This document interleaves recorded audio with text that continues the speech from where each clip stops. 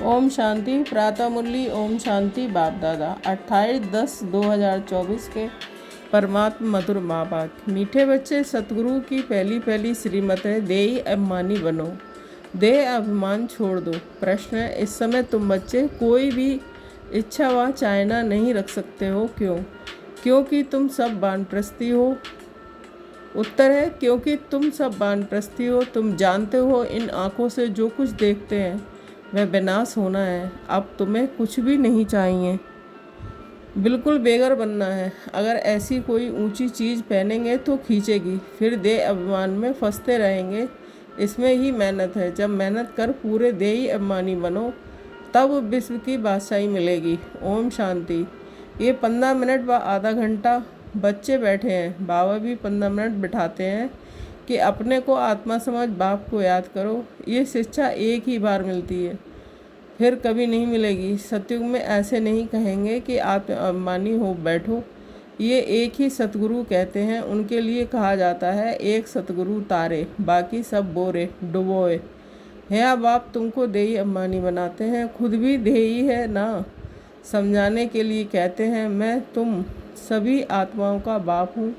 उनको तो देही बन बाप को याद नहीं करना है। याद भी वही करेंगे जो आदि सनातन देवी देवता धर्म के भांति होंगे। भांति तो बहुत होते हैं ना, नंबरवार पुरुषार्थ अनुसार। ये बात बड़ी समझने और समझाने की है। परमपिता परमात्मा तुम सबका बाप भी है और फिर नॉलेजफुल भी है। आत्मा ही नॉलेज रहती है ना। तुम्हारी आत्मा संस्कार ले जाती है। बाप में तो पहले से ही संस्कार है, वह बाप है। ये तो सब मानते भी हैं। फिर दूसरी उसमें खूबी है, जो उसमें ओरिजिनल नॉलेज है, बीज रूप है। जैसे बाप तुमको बैठ समझाते हैं, तुमको फिर औरों को समझाना है। बाप मनुष्य सृष्टि का बीज रूप है, फिर वह सत्य है, चेतन है, नॉलेजफुल है। उनको इस सारे झाड़ की नॉलेज है, वह कोई को भी इस झाड़ की नॉलेज है नहीं। इनका बीज है बाप, जिसको परमपिता परमात्मा कहा जाता है। जैसे आम का झाड़ है तो उनका क्रिएटर बीज को कहेंगे ना। वह जैसे बाप हो गया, परंतु वह जड़ है। अगर चेतन होता तो उनको मालूम रहता ना, मेरे से झाड़ सारा कैसे निकलता है। परंतु वह जड़ है, उसका बीज नीचे बोया जाता है।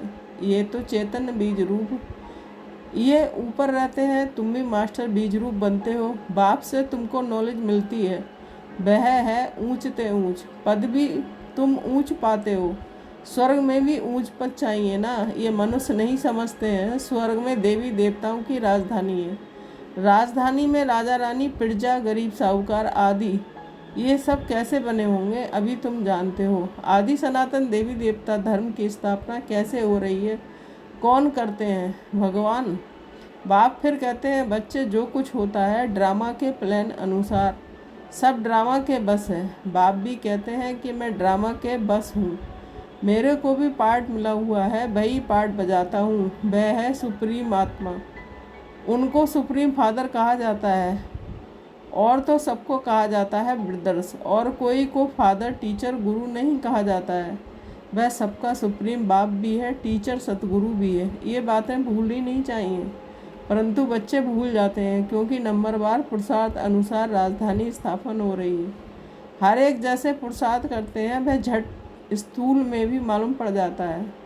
ये बाप को याद करते हैं व नहीं, देही अभिमानी बने हैं व नहीं। ये नॉलेज में तीखा है, एक्टिविटी से समझा जाता है। बाप कोई को कुछ डायरेक्ट कहते नहीं है, फंक ना हो जाए, अफसोस में ना पड़ जाए कि ये बाबा ने क्या कहा और सब क्या कहेंगे। बाप बतला सकते हैं कि फलाने फलाने कैसी सर्विस करते हैं, सारा सर्विस पर मदार है। बाप भी आकर सर्विस करते हैं ना। बच्चों को ही बाप को याद करना है, याद की सब्जेक्ट ही डिफ़िकल्ट है। बाप योग और नॉलेज सिखाते हैं। नॉलेज तो बहुत सहज है, बाकी याद में ही फेल होते हैं। देह अभिमान भी आ जाता है, फिर ये चाहिए, ये अच्छी चीज़ चाहिए, ऐसे ऐसे ख्यालात आते हैं। बाप कहते हैं, यहाँ तो तुम वनवास में हो ना, तुमको तो अब वानप्रस्थ में जाना है। फिर कोई भी ऐसी चीज़ नहीं पहन सकते हैं। अगर ऐसी कोई दुनियावी चीज़ होगी तो खींचेगी, शरीर भी खींचेगा। घड़ी घड़ी देह अभिमान में ले आते हैं। इसमें मेहनत मेहनत बगैर विश्व की बादशाही थोड़े ही मिल सकती है। मेहनत भी नंबरवार पुरुषार्थ अनुसार कल्प कल्प करते रहते हो, रिजल्ट प्रत्यक्ष होती जाएगी। स्कूल में भी नंबरवार ट्रांसफ़र होते हैं। टीचर समझ जाते हैं फलाने ने अच्छी मेहनत की है, इनको पढ़ाने का शौक़ है, फीलिंग आती है। उसमें तो एक क्लास से ट्रांसफ़र हो दूसरे में, फिर तीसरे में आ जाते हैं। यहाँ तो एक ही बार पढ़ना है, आगे चल जितना तुम नज़दीक आते जाएंगे उतना सब मालूम पड़ता जाएगा। ये बहुत मेहनत करनी है, ज़रूर ऊंच पद पाएंगे, ये तो जानते हैं। कोई राजा रानी बनते हैं, कोई क्या बनते हैं, कोई क्या बनते हैं। प्रजा भी तो बहुत बनती है, सारा एक्टिविटी से मालूम पड़ता है। ये देह अभिमान में कितना रहते हैं, इनका कितना लव है बाप से। बाप के साथ ही लव चाहिए ना, भाई भाई का नहीं। भाइयों के लव से कुछ मिलता नहीं है। बरसा सबको एक बाप से मिलना है। बाप कहते हैं बच्चे अपने को आत्मा समझ मुझे याद करो तो तुम्हारे पाप कट जाएं। मूल बात ही ये है, याद से ताकत आएगी, दिन प्रतिदिन बैटरी भरती जाएगी। क्योंकि ज्ञान की धारणा होती जाती है ना, तीर लगता जाता है। दिन प्रतिदिन तुम्हारी उन्नति नंबरवार पुरुषार्थ अनुसार होती रहती है। ये एक ही बाप टीचर सद्गुरु है जो देही अभिमानी बनने की शिक्षा देते हैं, और कोई दे ना सके। और तो सब है देह अभिमानी। आत्म अभिमानी की नॉलेज कोई को मिलती ही नहीं है। कोई मनुष्य बाप टीचर गुरु हो ना सके। हर एक अपना पार्ट बजा रहे हैं, तुम साक्षी हो, देखते हो। सारा नाटक तुमको साक्षी हो देखना है, एक्ट भी करना है। बाप क्रिएटर डायरेक्टर एक्टर हैं, शिव बाबा आकर एक्ट करते हैं। सबका बाप है ना, बच्चे अथवा बच्चियां सबको आकर बरसा देते हैं। एक बाप है, बाकी सब हैं आत्माएं भाई भाई। बरसा एक बाप से ही मिलता है।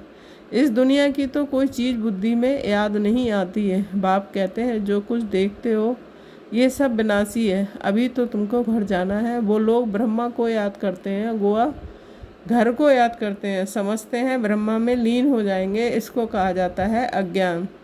मनुष्य मुक्ति जीवन मुक्ति के लिए जो कुछ करते हैं वह रॉन्ग है, जो कुछ युक्ति रचते हैं सब है रॉन्ग। राइट रास्ता तो एक बाप ही बतलाते हैं। बाप कहते हैं कि हम तुमको राजाओं का राजा बनाते हैं ड्रामा प्लान अनुसार। कई कहते हैं कि हमारी बुद्धि में नहीं बैठता, बाबा हमारा मुख खोलो, कृपा करो। बाप कहते हैं इसमें बाबा को तो कुछ करने की बात ही नहीं है।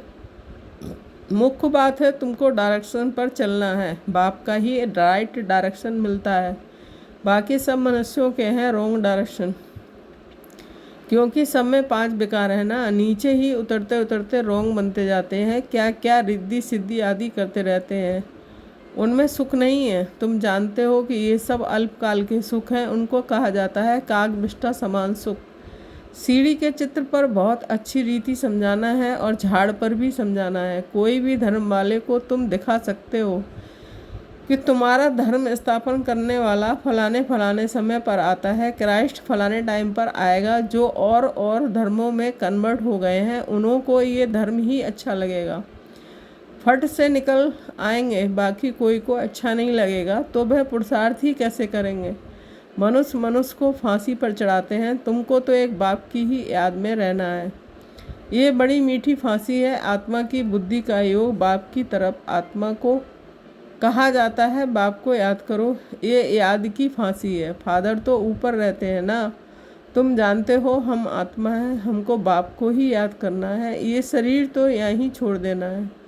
तुमको ये सारा ज्ञान है, तुम यहाँ बैठ क्या करते हो। वाणी से परे जाने के लिए पुरुषार्थ करते हो। बाप कहते हैं सबको मेरे पास आना है, तो कालों का काल हो गया ना।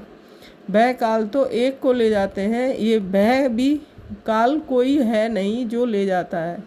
ये तो ड्रामा में सब नूद है, आत्मा आप ही समय पर चली जाती है। ये बाप तो सब आत्माओं को ले जाते हैं। तो अब तुम सबका बुद्धि योग है अपने घर जाने के लिए। शरीर छोड़ने को मरना कहा जाता है। शरीर खत्म हो गया, आत्मा चली गई। बाप को बुलाते भी इसलिए हैं कि बाबा आकर हमको इस सृष्टि से ले जाओ, यहाँ हमको रहना नहीं है। ड्रामा के प्लान अनुसार अब वापस जाना है। कहते हैं बाबा यहाँ अपार दुख है, अब यहाँ रहना नहीं है, ये बहुत छीछी दुनिया है, मरना भी जरूर है। सबकी वानप्रस्थ अवस्था है, अभी वाणी से परे जाना है।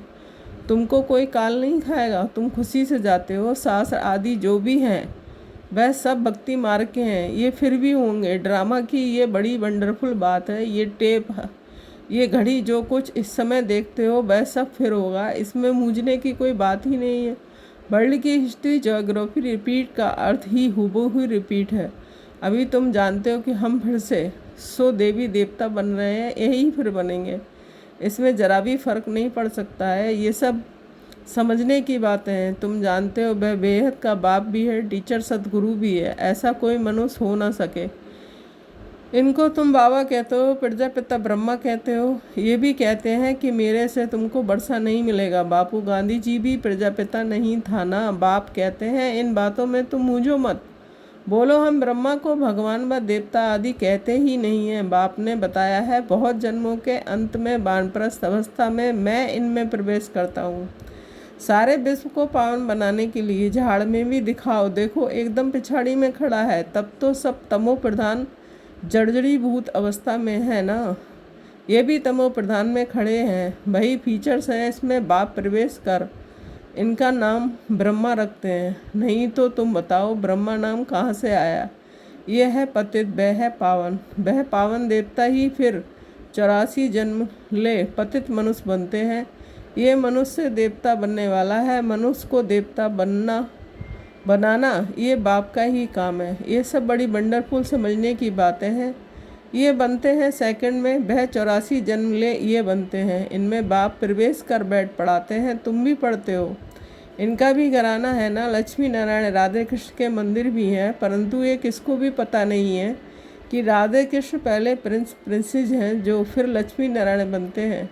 ये बेगर टू प्रिंस बनेंगे, प्रिंस तो बेगर बनते हैं। कितनी सहज बात है। 84 जन्मों की कहानी इन दोनों चित्रों में है। ये वह बनते हैं। ईगुल है इसलिए 4 भुजा देते हैं। प्रवृत्ति मार्ग में है ना।